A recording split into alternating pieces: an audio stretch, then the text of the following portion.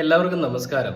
നമുക്കറിയാം, ഈ കഴിഞ്ഞ ദിവസങ്ങളിലെല്ലാം കേരളക്കരെ ഒന്നാകെ കണ്ട അല്ലെങ്കിൽ കേരളത്തിനെ നടുക്കിയ തിരുവനന്തപുരം ജില്ലയിലുണ്ടായ ഒരു വലിയ ദുരന്തമാണ്, അല്ലെങ്കിൽ വലിയൊരു കൊലപാതകമാണ് ഈ പറയുന്ന വെഞ്ഞാറമൂട് സംഭവിച്ചിരിക്കുന്നത്.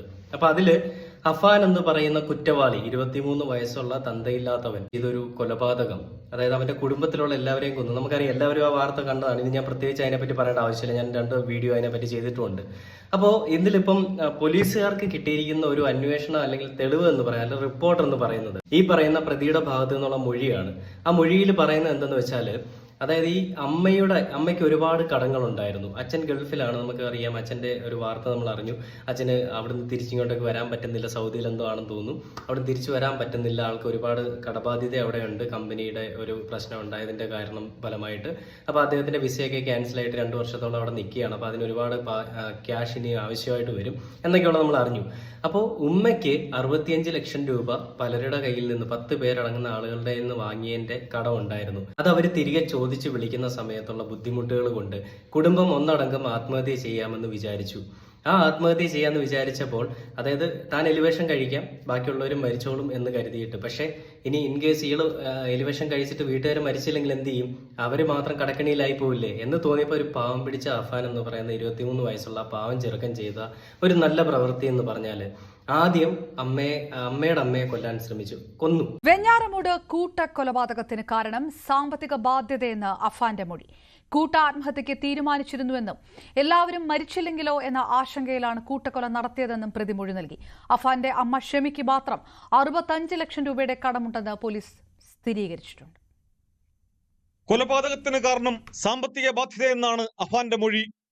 ഉമ്മയ്ക്ക് 65 ലക്ഷം രൂപയുടെ കടബാധ്യതയുണ്ടെന്ന് അഫാൻ പോലീസിനോട് പറഞ്ഞു. 12ഓളം പേരിൽ നിന്നാണ് പലപ്പോഴായി പണം കടം വാങ്ങിയത്. അവർ പണം തിരിച്ചു ചോദിച്ചതോടെ കുടുംബം പ്രതിസന്ധിയിലായി. ഇതോടെ കൂട്ട ആത്മഹത്യക്ക് തീരുമാനിച്ചു. എല്ലാവരും മരിച്ചില്ലെങ്കിലോ എന്ന ആശങ്കയിലാണ് കൊലപാതകം നടത്താൻ തീരുമാനിച്ചത്. ആദ്യം ആക്രമിച്ചത് ഉമ്മ ഷെമിയെ ആയിരുന്നു. രാവിലെ 11 മണിയോടെ അവരെ കഴുത്തുഞെരിച്ച് കൊല്ലാൻ ശ്രമിച്ചു. അതിനുശേഷം വീട്ടിൽ വന്നിട്ട് ഉമ്മയെ കൊന്നുവെന്ന് അവൻ സ്ഥിരീകരിച്ചതാണ്. ഉമ്മ മരിച്ചില്ലായിരുന്നു. അതിനുശേഷം അവന്റെ സ്വന്തം അനിയനെ, അവന് ഏറ്റവും പ്രിയപ്പെട്ട ഭക്ഷണം വാങ്ങി കൊടുത്തിട്ട് അവനെ കൊന്നു. അതും പോരാഞ്ഞിട്ട് അവനെ സ്നേഹിക്കുന്ന അവന്റെ പെൺകുട്ടിയെ കൊന്നു. അപ്പോൾ അവന്റെ വിഷമം നോക്കണം. അതായത് 2 കിലോമീറ്റർ ദൂരെ കിടക്കുന്ന അമ്മയുടെ അമ്മയെയും അല്ലെങ്കിൽ അമ്മയുടെ സഹോദരിയെയും, ഈ അതിനേക്കാളും ദൂരെ കിടക്കുന്ന അവന്റെ സ്നേഹിക്കുന്ന പെണ്ണിനെയും, ഇനി അടുത്ത് സ്കൂളിൽ നിന്ന് വരുന്ന അവന്റെ അനിയനെയും കഴിക്കാൻ ആഗ്രഹിക്കുന്ന ആഹാരവും വാങ്ങി കൊടുത്തിട്ട് കൊന്നു കളയുക എന്ന് പറയുമ്പോൾ പാവം അഫാൻ അത് ചെയ്തു പോയതായിരിക്കാം, അല്ലേ, അവസ്ഥ കൊണ്ട് ചെയ്തു പോയതായിരിക്കാം എന്നൊക്കെ വിശ്വസിക്കണമെന്നുണ്ടെങ്കിൽ, അല്ലെങ്കിൽ തലച്ചോറിന് പകരം ചകിരിച്ചോറോ മറ്റെന്തെങ്കിലും ഉള്ളവരത് വിശ്വസിക്കും. അപ്പോൾ നമ്മളെപ്പോലുള്ള ആളുകൾ, ഈ കേരളത്തിലെ മറ്റുള്ള ആളുകൾ വിശ്വസിക്കില്ല. പോലീസുകാർ എന്തുകൊണ്ട് ഇത് വിശ്വസിക്കുന്നു, അല്ലെങ്കിൽ പോലീസുകാർ ഇത് എന്തുകൊണ്ട് മാധ്യമങ്ങളുടെ അടുത്ത് വന്ന് പറയുന്നു എന്നാണ് ഞാൻ ചിന്തിക്കുന്നത്. 23 വയസ്സുള്ള ഒരുത്തൻ 6 പേരെ കൊന്നിട്ട്, അല്ലെങ്കിൽ 5 പേരെ കൊന്നിട്ട് സ്റ്റേഷനിൽ ചെന്നിട്ട് പറയാണ്, ഞാൻ ഇതുപോലെ 6 പേരെ കൊന്നിട്ടുണ്ട് സാറേ എന്ന് പറഞ്ഞ് അവിടെ ചെന്ന് നീതി നേടിക്കാനായിട്ട് പോയതാണോ? അല്ല. കൊലപാതക കുറ്റം ഏറ്റു പറയുമ്പോൾ അവന് വലിയ പ്രശ്നങ്ങളൊന്നും ഉണ്ടാവാൻ പോകുന്നില്ല. അവൻ കുറ്റം ഏറ്റതാണ്, വീട്ടുകാരുടെ പ്രശ്നം കൊണ്ടുണ്ടായ ഒരു സംഭവമാണെന്നൊക്കെ വരുത്തി തീർക്കാനായിട്ടുള്ള പ്രഹസനം മാത്രമായിരിക്കും. അങ്ങനെയെങ്കിൽ ഈ കടബാധ്യത കാരണമാണ് ഇവൻ ഈ കൊലപാതകം ചെയ്തതെങ്കിൽ എന്തുകൊണ്ട് ആദ്യമേ ഇവനിത് പറഞ്ഞില്ല? ആദ്യം ഇവൻ എന്തൊക്കെയാ പറഞ്ഞത്? ബിസിനസ് പൊട്ടിപ്പോയി, അങ്ങനെ കടമുണ്ടായി. അത് പോരാഞ്ഞിട്ട് മറ്റു പല പല മുട്ടാപ്പോക്കി ന്യായങ്ങളൊക്കെ നമ്മൾ കണ്ടതാണ്, പല മാധ്യമങ്ങളിലും നമ്മൾ കണ്ടതാണ്. പോലീസുകാരുടെ ഒരു മൊഴി പോലീസുകാർ കൊടുത്തതായിട്ട്, അതായത് ഇവന്റെ മൊഴി പോലീസുകാർ കൊടുത്തതായിട്ട്. അപ്പൊ ഇങ്ങനെയുള്ള പല കേസുകളും നമ്മൾ കണ്ടു. എന്തുകൊണ്ട് പോലീസ് ഇതിന് കാര്യമായിട്ടുള്ള രീതിയിൽ ഈ ഒരു അന്വേഷണം നടത്തുന്നില്ല എന്നുള്ളതാണ് എൻ്റെ ഒരു ചോദ്യം. കാരണം ഇത്രയും വലിയ 6 പേരെ, ഒരു കുടുംബത്തിലെ 5 പേരെ കൊന്നിട്ട് ഇരിക്കുന്ന ഒരുത്തനെ, ഇത്രയും അവൻ പറയുന്ന ഓരോരോ ഈ എന്താ പറയാ വെളിവുകേടൊക്കെ കേട്ടിട്ട് വന്ന് മാധ്യമങ്ങളെടുത്ത് പറയാനും മാത്രം അധപ്പതിച്ചു പോയോ കേരള പോലീസിന്റെ ഒരു കഴിവെന്ന് പറയുന്നത്, അല്ലെങ്കിൽ ആ കേരള പോലീസിന്റെ പവർ എന്ന് പറയുന്നത്? അവനെ കൊണ്ട് പറയിപ്പിക്കാനുള്ളൊരു കഴിവില്ലേ? ഇത്രയും കൊലപാതകം ചെയ്തിട്ട്.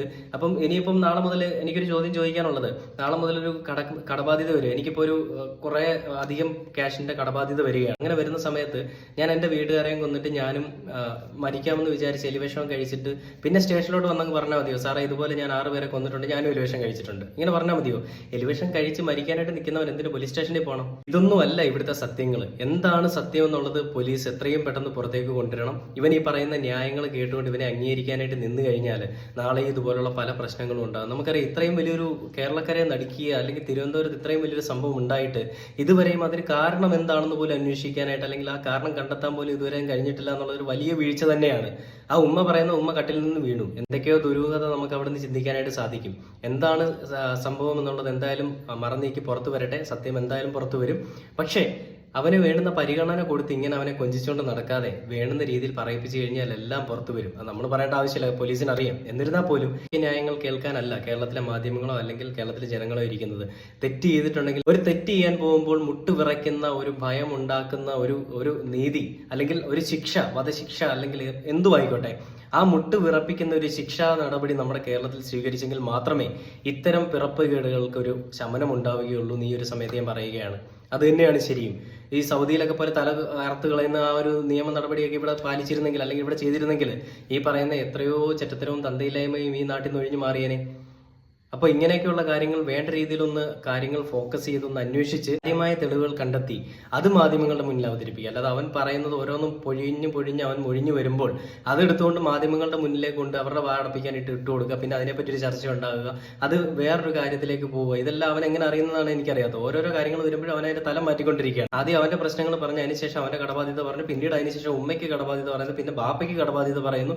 ഇനി ഇവരിതെല്ലാം അറിഞ്ഞുകൊണ്ട് ഇവൻ ഓരോരോ കഥ ഇറക്കും, അതിനെല്ലാം സപ്പോർട്ട് ചെയ്തുകൊണ്ട് നമ്മുടെ പോലീസും കൂടെ നിൽക്കും എന്നാണ് എനിക്ക് തോന്നുന്നത്. എന്തൊരു കഷ്ടമാണല്ലേ. അപ്പോൾ വരും ദിവസങ്ങളിൽ നമുക്ക് കൂടുതൽ കാര്യങ്ങൾ അറിയാം. പോലീസിന്റെ വ്യക്തമായ അന്വേഷണം ഇതിന്റെ പിന്നാലെ എന്തായാലും ഉണ്ടാവും, ഒരിക്കലും ഉണ്ടാവില്ല എന്നല്ല ഞാൻ പറയുന്നത്. പക്ഷേ കുറച്ചുകൂടി പഴുതടച്ചുകൊണ്ടുള്ള ഒരു അന്വേഷണം വേണം എന്നാണ് ഞാൻ പറയുന്നത്.